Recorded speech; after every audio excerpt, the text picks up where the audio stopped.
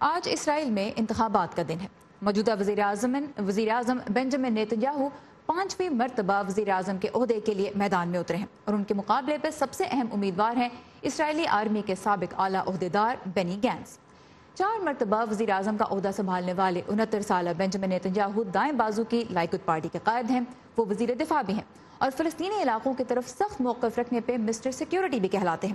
اس وقت وہ بدعنوانی کے الزامات کا سامنا بھی کر رہے ہیں۔ صدر ٹرمپ سے ان کے بہت اچھے تعلقات ہیں۔ ان کے حالیہ دور میں ہی امریکہ نے یروشلم کو اسرائیل کا دارالحکومت تسلیم کیا اور پھر متنازع گولان ہائٹس پر بھی اسرائیل کی ہی عملداری تسلیم کی۔ نیتنیاہو کہہ چکے ہیں کہ وہ اگر جیت گئے تو مغربی کنارے میں قائم یہودی آبادیوں کا بھی اسرائیل کے ساتھ الحاق شروع کر دیں گے۔ عالمی برادری ان آبادیوں کو غیر قانونی قرار دیتی ہے۔ دوسری جانب اسرائیل کے انتخابات میں ہم دیکھتے ہیں کہ داخلی سیکیورٹی خاص طور پہ ایک بہت اہم موضوع ہوتی ہے۔ تو نیتنیاہو کے مد مقابل 59 سالہ بینجامن بینی گینٹس جو کہ سینٹرسٹ جماعت بلو اینڈ وائٹ پارٹی کی قیادت کر رہے ہیں، اسرائیلی ملٹری کے انفیکٹ سابق چیف آف سٹاف رہ چکے ہیں۔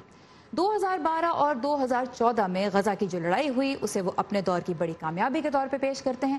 یہاں یہ بتانا ضروری ہے کہ 2014 کی لڑائی میں 2000 سے زیادہ فلسطینی جبکہ 70 کے قریب اسرائیلی فوجی ہلاک ہوئے تھے۔